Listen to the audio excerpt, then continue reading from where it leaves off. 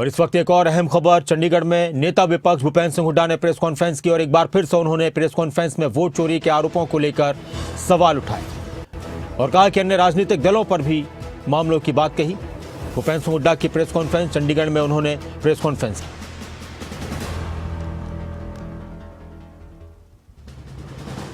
अन्य राजनीतिक मामलों पर भी उन्होंने बातचीत की है। अन्य राजनीतिक विषयों पर भी भूपेंद्र सिंह हुड्डा ने प्रेस कॉन्फ्रेंस में पत्रकारों से बातचीत की और साथ ही वोट चोरी के मुद्दे पर भी एक बार फिर से सरकार पर निशाना साधा।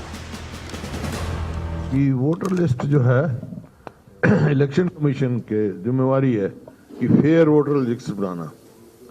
जब एक महिला की कहीं 22 कहीं 25 कहीं कितने वोटें मैं बता दूं आपको,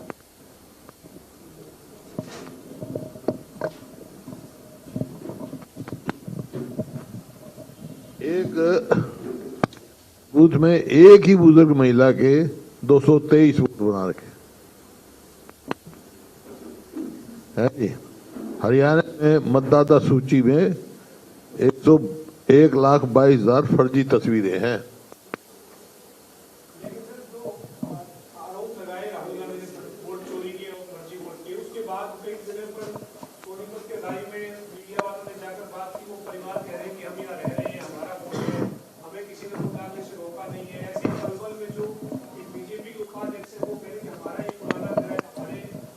ये क्या है?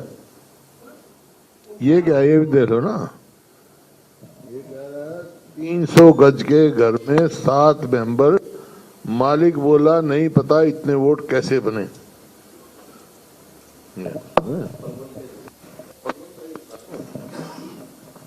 उन्होंने जिस मकान में 501 वोट, वो भाजपाई का 300 गज में घर बनाया और मालिक कहता मेरे वोट नहीं बना।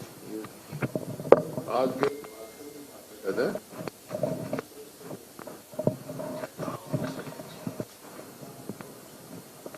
ये क्या भाई?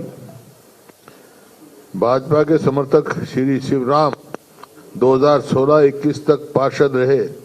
यह परिवार सहित मकान नंबर 265 में पहले मिले। मतलब इसमें भी कई वोट बनाई हुई है और कुछ आदमियों ने यूपी और यहाँ भी बनाई हुई है। यूपी में भी वोट देते पकड़े गए उनके यहाँ और यहाँ भी है। तो इस प्रकार से ये तो कुछ एग्जाम्पल दिए थे राहुल गांधी जी ने, लेकिन पूरे हरियाणा में इस प्रकार से हैं और हो सकता है देश में ही होंगे। ये जिम्मेवारी किसकी है? ठीक वोट बनाना, फेयर इलेक्शन कराना, ये इलेक्शन कमीशन की जिम्मेवारी है। तो इसका मतलब यह है इलेक्शन कमीशन निष्पक्ष नहीं है और जब सवालिया निशान उड़ जाते हैं इलेक्शन कमीशन पर तो उसको जवाब देना चाहिए, उसको चुस्त दुरुस्त होना चाहिए, क्योंकि ये इलेक्शन कमीशन जो है प्रजातंत्र का रखवाला है। यही अगर इसकी क्रेडिबिलिटी खत्म हो जाएगी तो प्रजातंत्र को खतरा है। जो जिस संविधान के मुताबिक, जिसकी वजह से हम प्रजातंत्र हुआ देश, उस संविधान को खतरा है। तो कांग्रेस संविधान को बचाने के लिए हर प्रयास हर वो करेगी।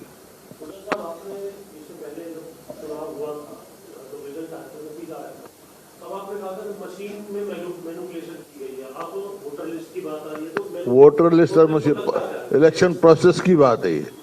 मैंने उसी टाइम कहा था, नतीजा आया उसी दिन। जैसे ही मैं बाहर निकला तो आप लोगों ने रिएक्शन पूछा था। मैंने अब देखो ये तो लोगों का वर्डिक्ट है, मैं मंजूर करता हूं लेकिन अंडर प्रोटेस्ट कर रहा हूं। याद होगा आपको? याद नहीं है? निकलवा लेना आपकी कोई। और मशीन की बात ये देखो ना, ऐसा ये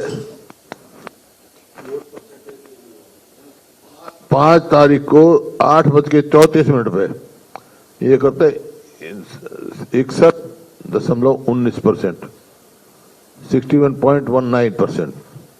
फिर चलो, फिर 6 तारीख को 8/14 पे करते हैं 60.565%, 65.65%। और फिर 5 को दे दी आपने, 6 को दे दी, फिर 8 को गिनती थी, 7 को 8:45 बजे 8:40 बजे देते हैं कि वोट जो है 67.9% पड़ी है। तो उनका इनके रिकॉर्ड की बात है। एक बात मेरे को समझाओ, जब मशीन में वोट जा चुकी तो वोट बढ़ेगी कैसे भाई? आजकल ये जमाना थोड़ा है, ये तो कहते हैं आजकल हम इतने डिजिटल वो हैं। अब भाई आप यहाँ से बैठ के चांद में अपने रॉकेट का दरवाजा खोल लेते हो, तो ये 3 दिन तक नहीं पता लगेगा कि गिनती बढ़ती रहेगी। तो ये इसमें किया क्या है? जब पहले दिन अलग परसेंटेज क्या कर रहे थे इलेक्शन कमीशन? ऐसा है कांग्रेस के एजेंट कुछ ना करें, ये फेयर इलेक्शन करना जिम्मेवारी इलेक्शन कमीशन का है, उसकी जिम्मेवारी है। उन्होंने ये कब कहा भी कांग्रेस के एजेंट करेंगे या करेंगे? दे आर सपोज टू, इसका मतलब एजेंट ना होंगे तो मर्जी से जिसका कर देंगे, फिर तो प्रजातंत्र खत्म हो गया। जिम्मेवारी जिस संस्था की जिम्मेवारी होती है उसकी जिम्मेवारी चाहिए।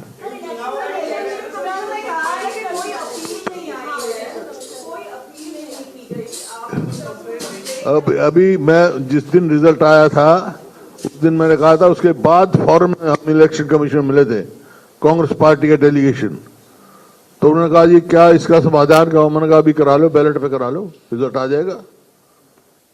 इलेक्शन कमीशन को हम कंप्लेंट करके आए, कोई उनका रिस्पॉन्स नहीं आया।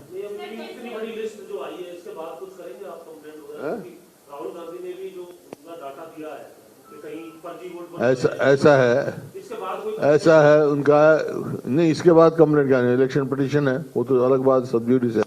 लेकिन अब हमारा काम, मैं ये नहीं कह रहा भाई रिजल्ट आ गया इनका, हमारा काम है पब्लिक अवेयरनेस का, लोगों को जागरूक करने का, वो हम कर रहे हैं।